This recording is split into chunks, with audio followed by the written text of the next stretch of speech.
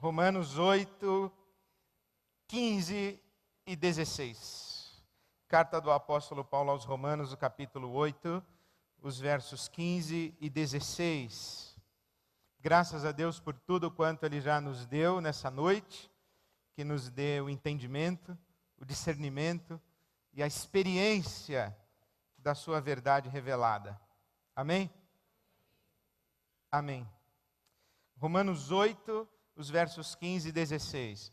Pois vocês não receberam um espírito que os escravize para novamente temerem, mas receberam o espírito que os adota como filhos, por meio do qual clamamos, Abba, Pai. O próprio Espírito testemunha ao nosso espírito que somos filhos de Deus. Este capítulo 8 da carta aos Romanos bem poderia ter como título, muito prazer, Espírito Santo. Porque muito embora o apóstolo Paulo já tenha citado o Espírito Santo de Deus no capítulo 5, quando fala que é o Espírito Santo de Deus quem derrama o amor de Deus em os nossos corações, é aqui nesse capítulo 8 que ele vai falar sobre a obra do Espírito Santo nas nossas vidas, ou qual é a ação do Espírito Santo de Deus nas nossas vidas. Eu me solidarizo com o apóstolo Pedro, que disse que o apóstolo Paulo escreve coisas muito difíceis de entender. Palavras de Pedro apóstolo. O nosso amado irmão Paulo lhes escreveu com a sabedoria que Deus lhe deu. Mas ele escreve da mesma forma em todas as suas cartas, falando nelas algumas coisas difíceis de entender, as quais os ignorantes e instáveis torcem, como também o fazem com as demais escrituras. O apóstolo Paulo era um homem muito confuso. Se tivesse a oportunidade de conversar com ele, ele poderia ter assistido algumas aulas de homilética na Faculdade Teológica Batista de São Paulo. Exposição bíblica, pregação expositiva temática. Talvez ele pudesse escrever de uma maneira um pouquinho mais fácil. Talvez pelo raciocínio hebreu, oriental, nós somos ocidentais, nós não pensamos desse jeito que os orientais pensam. O apóstolo Paulo, por exemplo, eu acho bem difícil. Tem alguns trechos aqui de Romanos que eu gostaria de pular, inclusive. Ele usa palavras iguais para se referir a coisas diferentes, palavras diferentes para se referir a coisas iguais. Escreve meio assim fora de ordem. O que ele deveria falar primeiro, ele fala por último. O que ele deveria falar no meio, ele fala no começo. Então eu resolvi assim, dar uma melhorada assim, no raciocínio do apóstolo Paulo. Dar uma organizada melhor.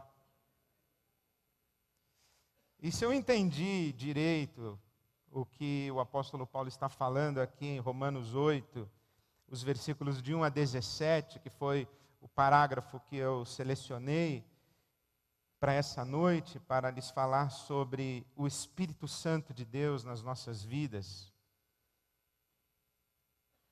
Eu penso que nós podemos usar 7 palavras para descrever ou para identificar a obra do Espírito Santo de Deus nas nossas vidas. A primeira palavra é adoção. Adoção. O versículo 15 que nós lemos de Romanos 8 diz que nós não recebemos um espírito de escravidão, mas um espírito de adoção. Nós somos filhos adotados de Deus, e é o Espírito Santo de Deus quem comunica esta realidade, essa verdade, e quem atualiza essa experiência para todos nós. É o que diz o apóstolo Paulo em Romanos 8:16, que o Espírito Santo de Deus fala com o nosso espírito, testemunha, testifica, comunica ao nosso espírito, nos dá essa experiência, essa convicção de que nós somos filhos de Deus e que fomos adotados por Deus. É importante entender por que a adoção. Porque você se lembra que Adão não é filho de Deus. Que Jesus Cristo é o primeiro espécime da raça humana que é identificado como filho de Deus. Disse o apóstolo Paulo em Romanos capítulo 1, que quando Jesus Cristo é ressuscitado dos mortos, aí sim ele é identificado como filho de Deus pela sua ressurreição. É como se todo o universo dissesse: finalmente um filho de Deus surgiu no meio de todos os homens, no meio da raça humana, há um filho de Deus. E a Bíblia Sagrada vai dizer que Jesus Cristo é o Filho unigênito de Deus. João capítulo 3, versículo 16, que você conhece muito bem, diz que Deus amou o mundo de tal maneira que deu o seu Filho unigênito. Ele deu o seu Filho unigênito. Unigênito, isto é, o único gerado por Deus. O que isso quer dizer? É que quando nós criamos alguma coisa, nós criamos algo que é de natureza diferente à nossa natureza. Quem faz essa observação é C.S. Lewis. Ele diz: quando criamos, o que criamos não é da mesma nossa natureza, mas quando geramos, nós geramos aquilo que é semelhante, ou é igual, ou é da nossa natureza. Nós criamos objetos, criamos máquinas, criamos coisas de outra natureza. Nós criamos a arte, nós criamos a ciência, mas essas realidades que criamos não são da nossa natureza. Mas os filhos que geramos, eles são da mesma nossa natureza. Então, quando a Bíblia Sagrada diz que Jesus é o Filho unigênito, disse que Jesus é o único da mesma natureza de Deus. É o único gerado por Deus, é o único que tem a mesma natureza de Deus. Nós não temos a mesma natureza de Deus, mas a Bíblia Sagrada diz que nós somos adotados como filhos de Deus. E vivemos debaixo da promessa de nos tornarmos ou de sermos participantes da natureza de Deus. Nós somos adotados. Por isso é que os teólogos orientais vão dizer que nós seremos ou somos, pela graça, aquilo que Jesus é por natureza.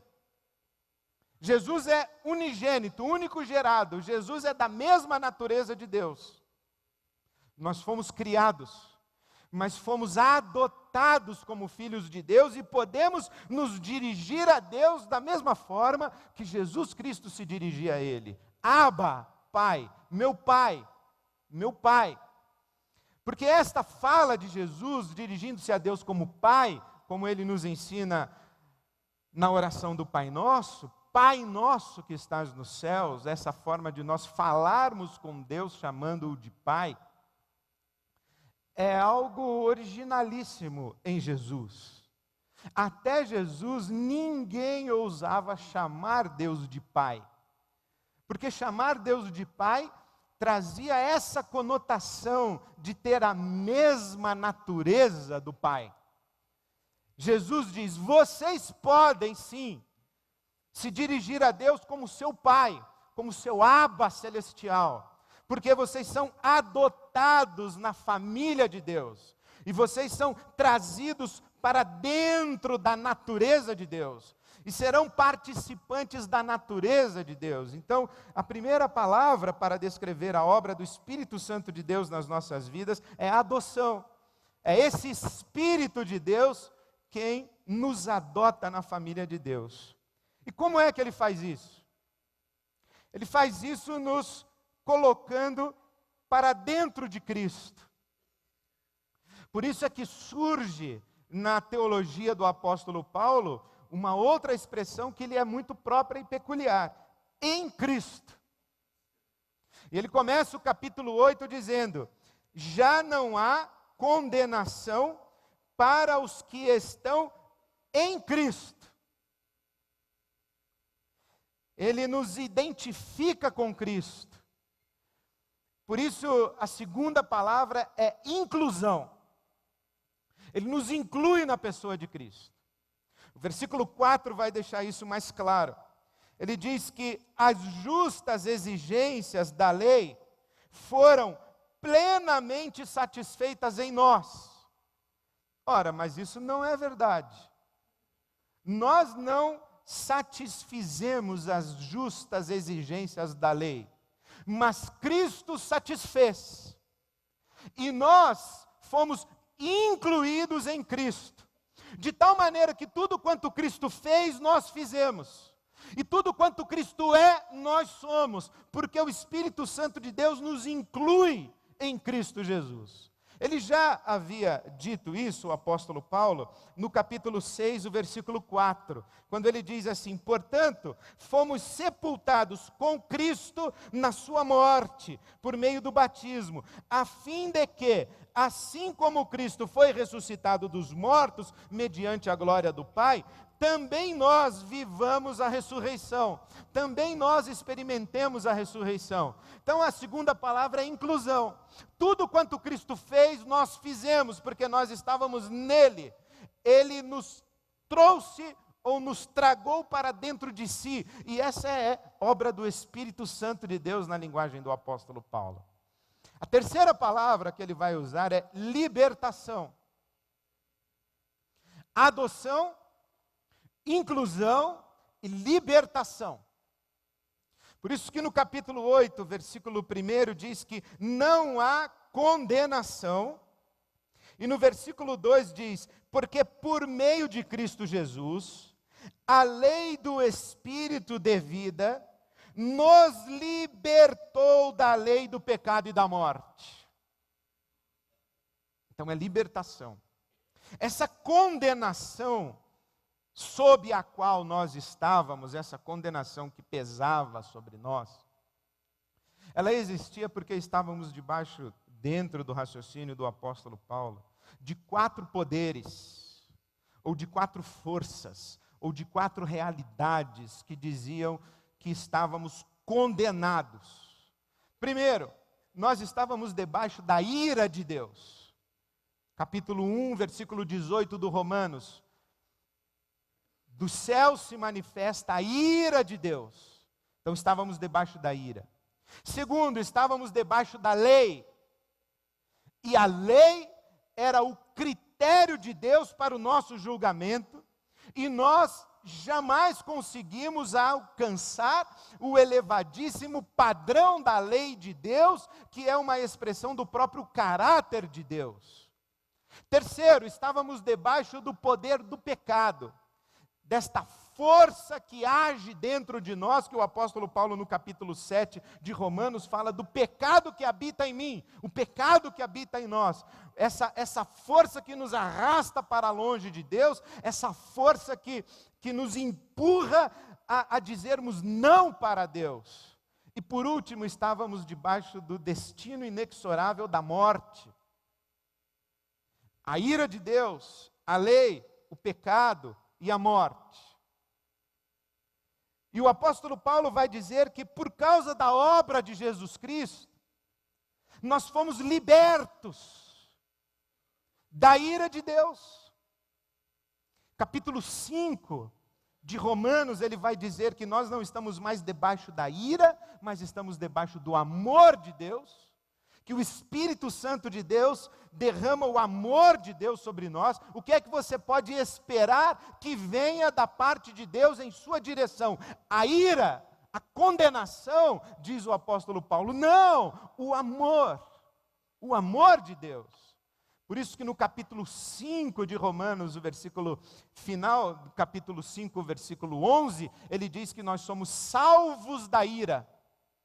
Salvos da ira de Deus por causa da obra de Jesus.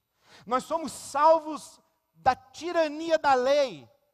capítulo 3, nós somos justificados. Nós somos salvos da autoridade da lei para nos condenar, por causa da obra de Jesus Cristo, de modo que o apóstolo Paulo vai dizer que nós somos justificados não pela lei, mas somos justificados pela fé. Nós somos salvos do poder do pecado. No capítulo 6, o apóstolo Paulo vai dizer: o pecado não mais terá domínio sobre vocês. O pecado não mais, você não está mais obrigado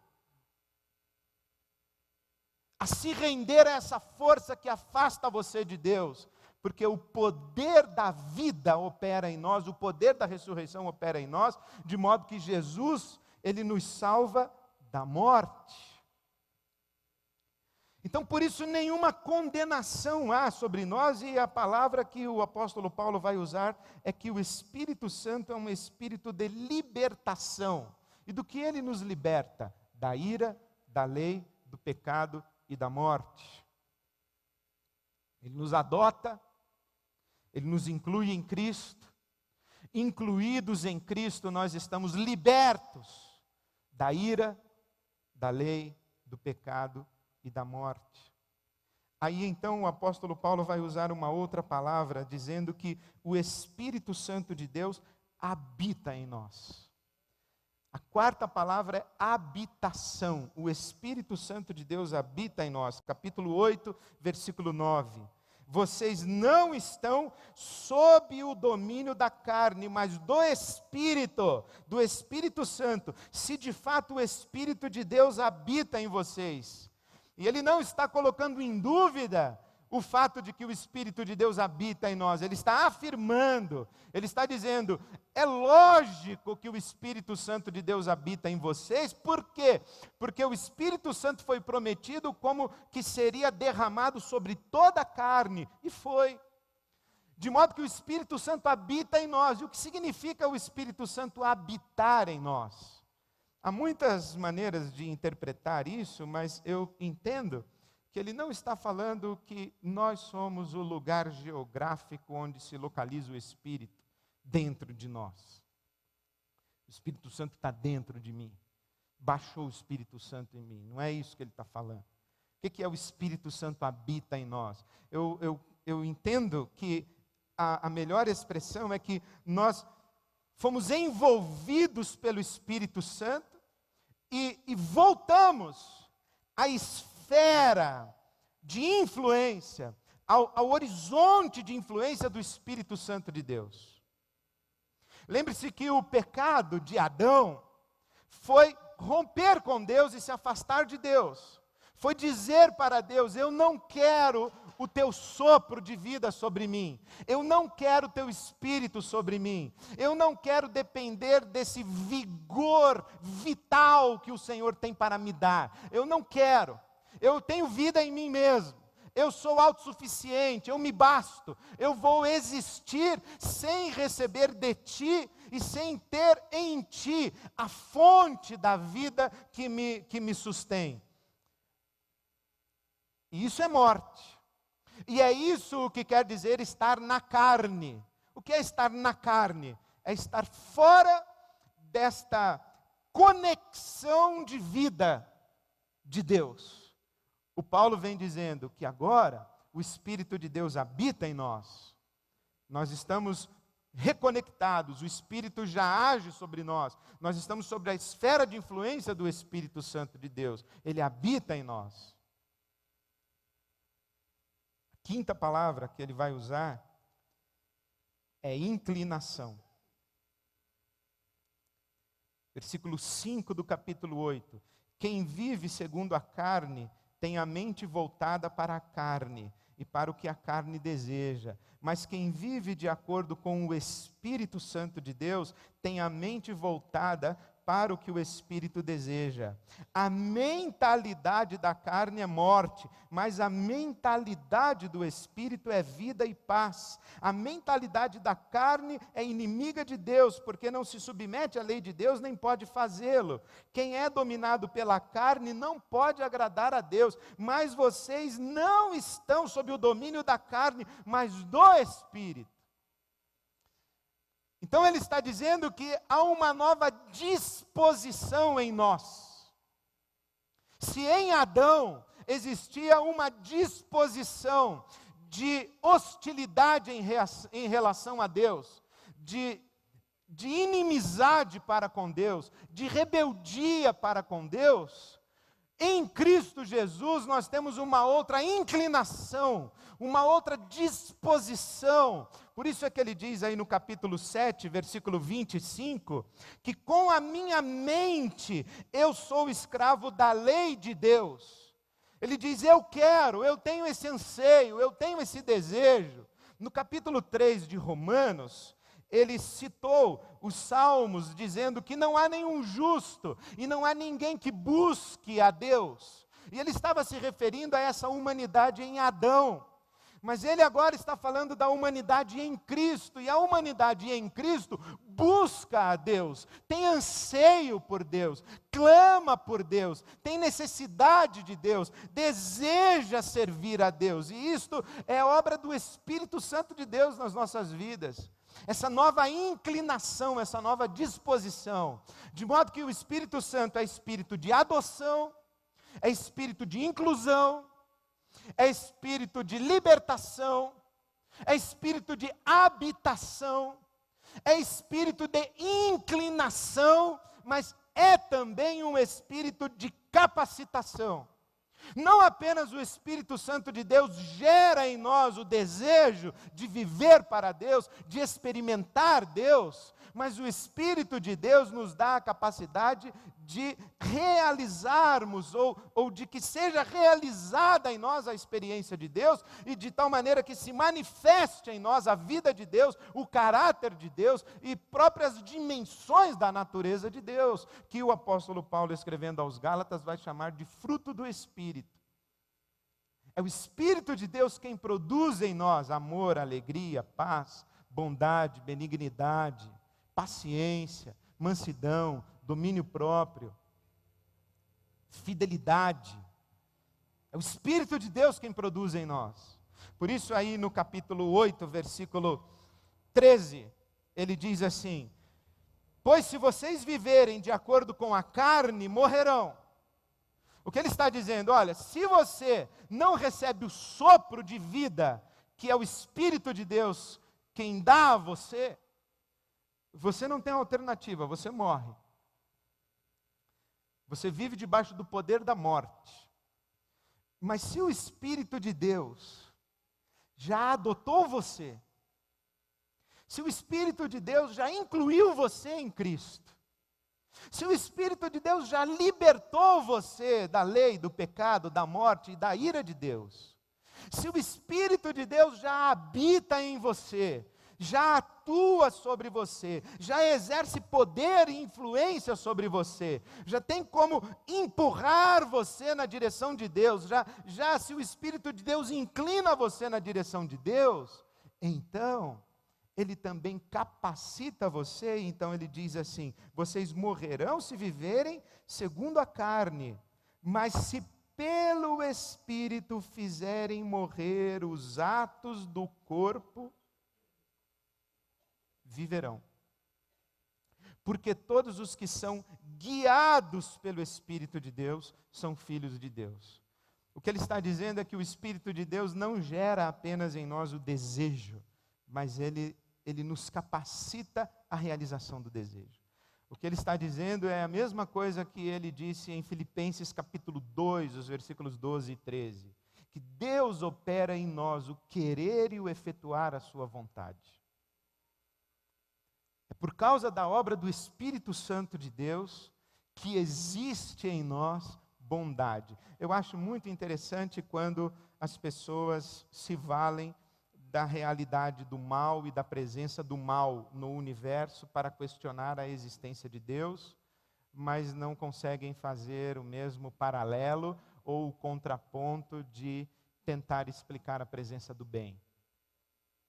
Se a presença do mal nega a existência de Deus, e a presença do bem não eventualmente afirmaria a presença e a existência de Deus? O que o apóstolo Paulo está dizendo é que sim.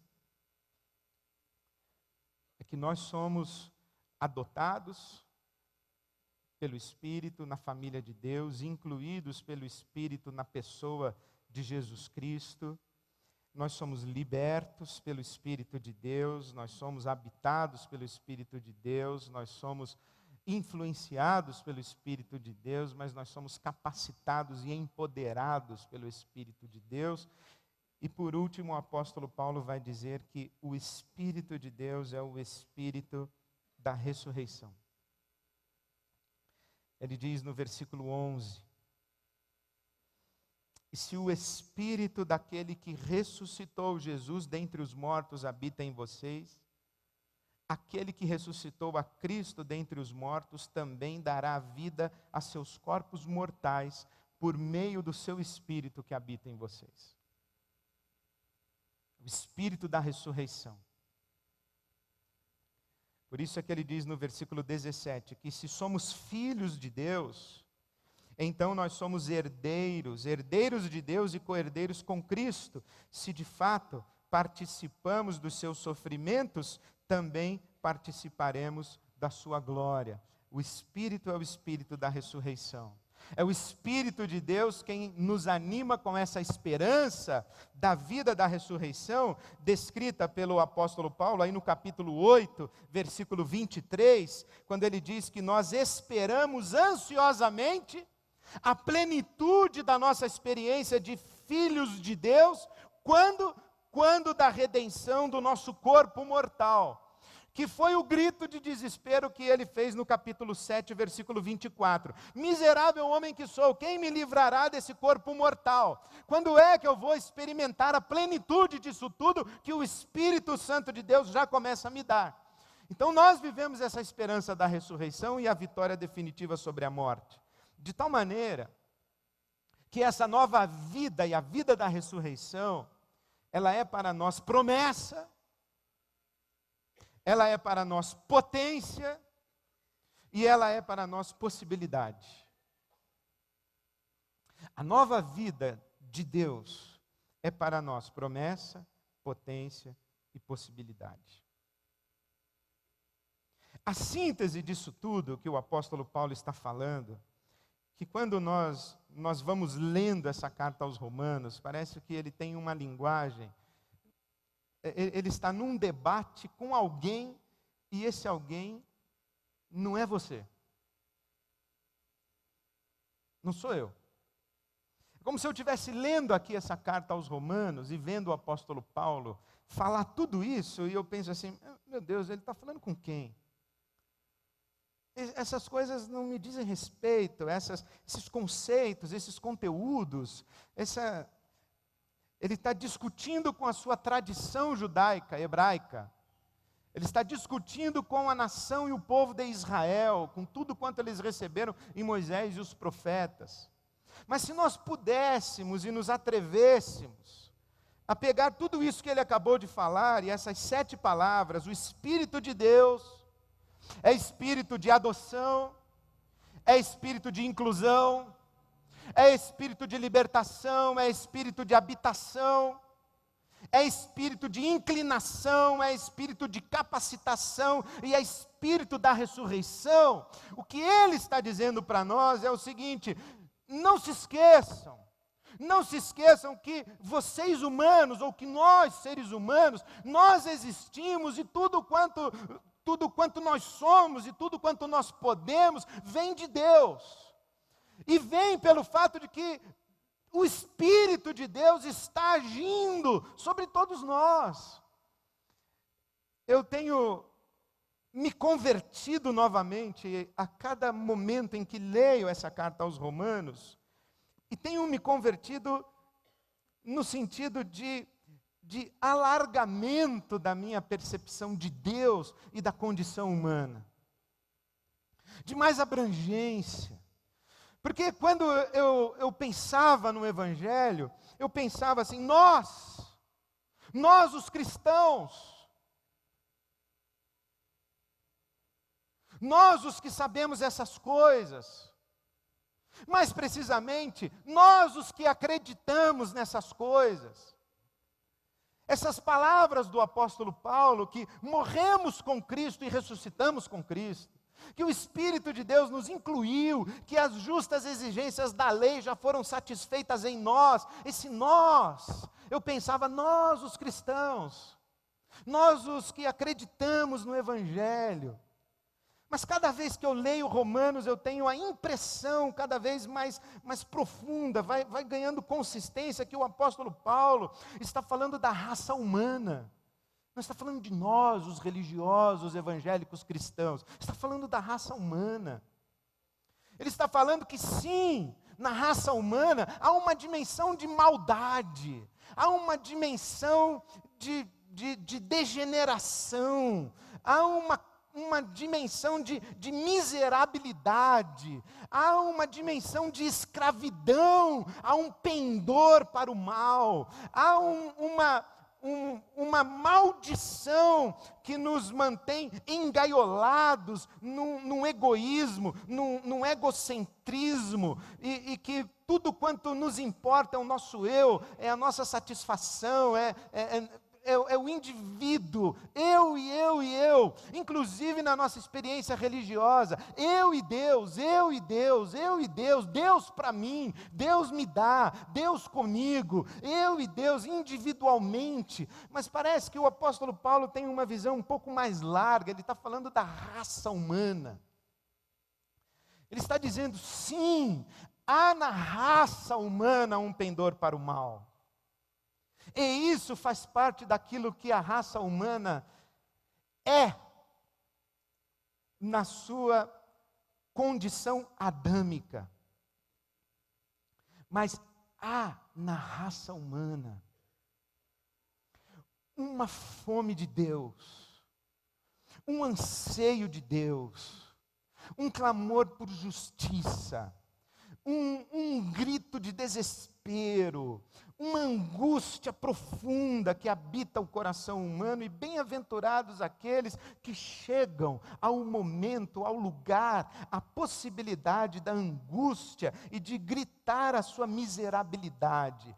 Há na raça humana uma sensação de inconformidade, desse padecimento que é viver num mundo como o nosso. Há um aviltamento do nosso senso de que o mundo está fora de ordem, de que o mundo não é justo, de que a vida humana é sofrida demais, e há um anseio de superação de tudo isso. Há na raça humana, sim, expressões da beleza, da bondade, da graça. Há na raça humana a condição de perdoar. A raça humana também cuida amorosamente, a raça humana também se solidariza, a raça humana também é capaz de se compadecer, a raça humana também é capaz de se doar, de se sacrificar pelo outro. E o apóstolo Paulo está dizendo, de onde vem tudo isso? Não vem do Adão, vem do Cristo, vem da obra de Cristo, e vem do fato de que o Espírito de Deus está também agindo sobre todos. Eu fico pensando, se não é exatamente isso que o apóstolo Paulo está dizendo em 2 Coríntios capítulo 5, 17, quando ele fala que, lá no Gênesis, o Espírito de Deus pairava sobre a face das águas e do abismo, gerando harmonia, gerando beleza, gerando condição de vida. E se também não é verdade que por causa da obra de Jesus Cristo, o Espírito de Deus igualmente paira sobre o nosso mundo, paira sobre a raça, gerando também, suscitando tudo isso.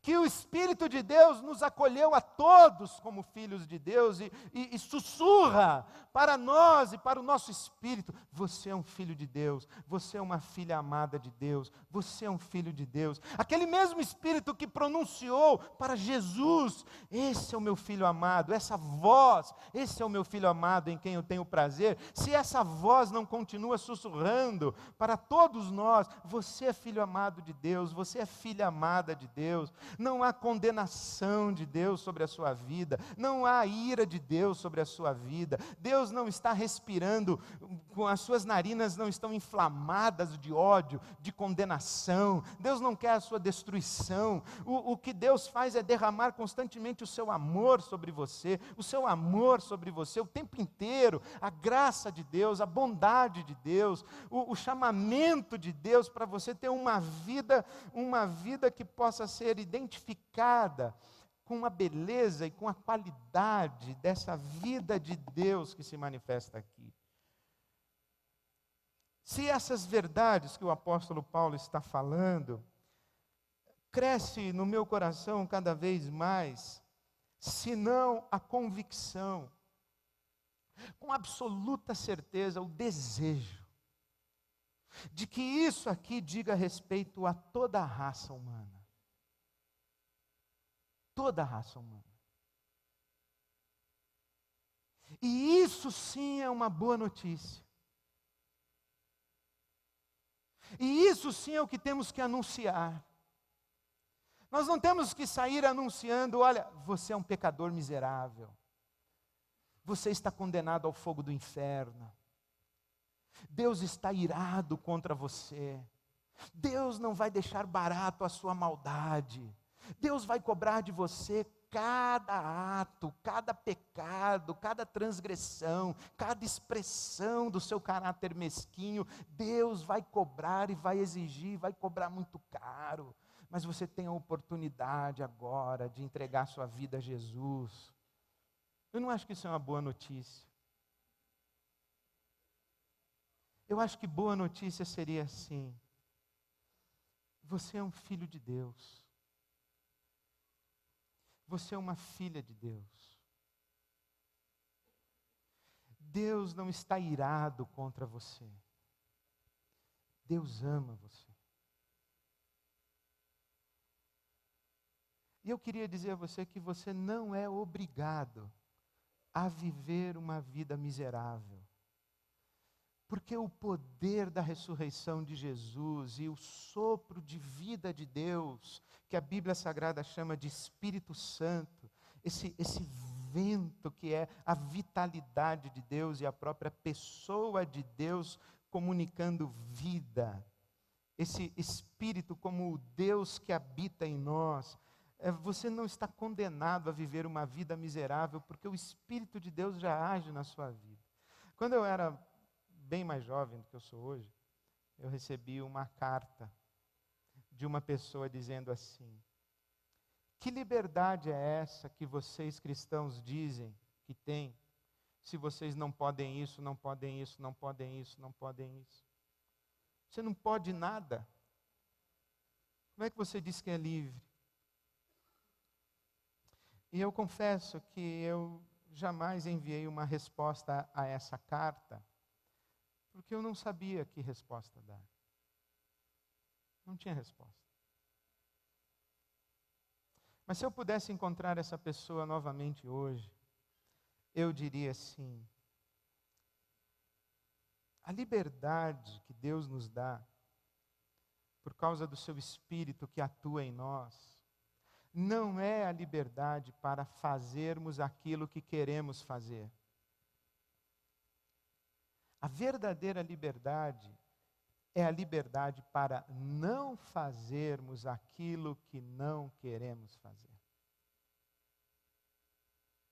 Agora há pouquinho, se você chegou, o Glauber estava ministrando para nós que a boca pronuncia maldição e depois diz: não era isso que eu queria dizer.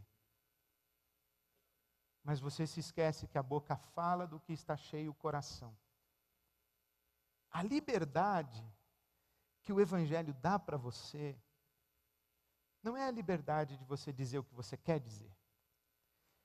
É a liberdade de você não dizer o que você não quer dizer. Se você não queria dizer, por que você disse? Se você não queria fazer, por que você fez? Então o apóstolo Paulo está dizendo: olha, eu tenho uma boa notícia para você. Pelo Espírito de Deus você pode fazer morrer aquilo em você que você não quer. Isso é uma boa notícia. Quero dizer que você está incluído na família de Deus. Você faz parte da família de Deus. Quero dizer em você que o Espírito de Deus, quero dizer para você que o Espírito de Deus o tempo inteiro está sussurrando para você um caminho de vida. E capacitando você a um caminho de vida e colocando você debaixo dessa potência que é a vida que há de se manifestar na ressurreição. Então traga para a sua realidade. Abrace essa promessa, essa potência, essa possibilidade. Eu fico imaginando quando estivermos no céu, o susto que nós não levaremos. Eu tenho esse desejo de na ressurreição ver o céu povoado por toda a raça humana. E alguém vai dizer assim: como foi que eu vim parar aqui? E aí você, se estiver lá, você vai virar para alguém do seu lado e falar assim: como é que foi que eu vim parar aqui? Se quem estiver do seu lado for uma pessoa que foi crente, que conheceu a Bíblia, o Evangelho, diz assim: você veio parar aqui porque Jesus te trouxe. E se a pessoa perguntar assim: como é que eu consegui chegar aqui? Aí o camarada que era crente aqui nessa terra antes de chegar lá, vai dizer assim: não é que você conseguiu chegar aqui. Inclusive, se dependesse de você, você nem teria vindo. Jesus te trouxe. Porque quando ele morreu na cruz, ele incluiu você. E levou com ele todo o seu pecado e toda a sua rebelião. E quando ele ressuscitou e venceu a morte, ele venceu a morte também por você. E quando ele satisfez as plenas exigências da lei, ele fez isso também por você. E quando ele disse para a raça humana que a raça humana poderia invocar a Deus como Abba, era verdade, rapaz, você que não fez isso, mas você podia ter feito. Eu imagino que muitas pessoas dirão assim: mas eu nunca soube que eu podia fazer isso. Algumas pessoas dirão assim: incrível, era verdade mesmo? Mas do jeito que me contaram, eu vou te falar uma coisa, não parecia ser verdade. Porque eu tinha uns vizinhos lá que eram crentes, mas eu acho que nem eles acreditavam nisso. Era verdade mesmo que nós podíamos viver debaixo do sopro do Espírito Santo de Deus, uma vida não miserável? E aí a gente vai dizer assim: era verdade. Olha, mas o pessoal que dizia que tinha um sopro lá tinha uma vida tão ruinzinha que eu achava: não pode ser verdade. E a gente vai dizer: era verdade. E aí nessa hora que a gente estiver conversando, de repente vai ter uma luz assim. E aí você, que sabe o que está acontecendo, vai dizer para o cara: rapaz, é o seguinte, vamos ajoelhar. Porque ali está Jesus. E nós vamos nos ajoelhar e dizer: tu és Senhor. Tu és Senhor. E o Pai dele vai receber toda a glória agora. E nessa hora nós seremos todos arrebatados por um espírito de adoração, de louvor e de exaltação de Deus, em que nós finalmente reconheceremos quem é o Senhor de todo o universo, quem é o Senhor da vida, quem é o doador da vida, quem é o nosso libertador, o nosso redentor, o nosso salvador e aquele que nos dá a vida eterna por causa de Cristo Jesus. E finalmente experimentaremos a plenitude disso que o apóstolo Paulo está querendo experimentar aqui em Romanos 8. É que já é possível aqui, mas lá, naquele dia, será pleno. Por isso, como é que nós respondemos a Romanos capítulo 8? E como é que nós respondemos a esse que diz a nós, muito prazer, Espírito Santo? É com essa canção que nós entoamos. Porque se eu vim aqui para falar uma coisa para você hoje à noite, foi, eu quero, aliás, quem sou eu para querer, né? Mas eu quero que você valorize o que você tem. E o que é que você tem? O Espírito Santo de Deus, que habita em você, que se move em você. Você é alguém importante para Deus e o Espírito de Deus veio para dizer isso para você. Talvez você viva ouvindo uma voz que lhe diz, você não é filho de Deus, você não é filha de Deus, você não é digna de Deus, você não é digno do favor de Deus, Deus não olha para você, Deus não quer você, você está debaixo da ira de Deus e da condenação de Deus, mas essa voz não é a voz do Espírito Santo de Deus. A voz do Espírito Santo de Deus é, você é um filho de Deus, você é uma filha de Deus. Você está incluído na pessoa de Jesus. Você está liberto, liberta da lei, do pecado, da morte e da ira de Deus. E não há nenhuma condenação sobre você. Você agora pode sim viver essa vida que você deseja viver e deixar para trás aquilo que você deseja abandonar, porque o Espírito Santo de Deus que habita em você é não apenas uma inclinação na direção de Deus, do belo, do justo, do bom, mas ele é a capacitação e a potência de Deus na sua vida para você viver assim já hoje, enquanto você aguarda a ressurreição. Então, meu querido, meu irmão, minha irmã, valorize o Espírito Santo de Deus na sua vida. Valorize o Espírito Santo de Deus na sua vida, porque Ele dá valor a você. Ele valoriza você. Valorize o Espírito Santo de Deus na sua vida. Amém, amém. Vamos ficar em pé e vamos cantar um louvor ao Senhor.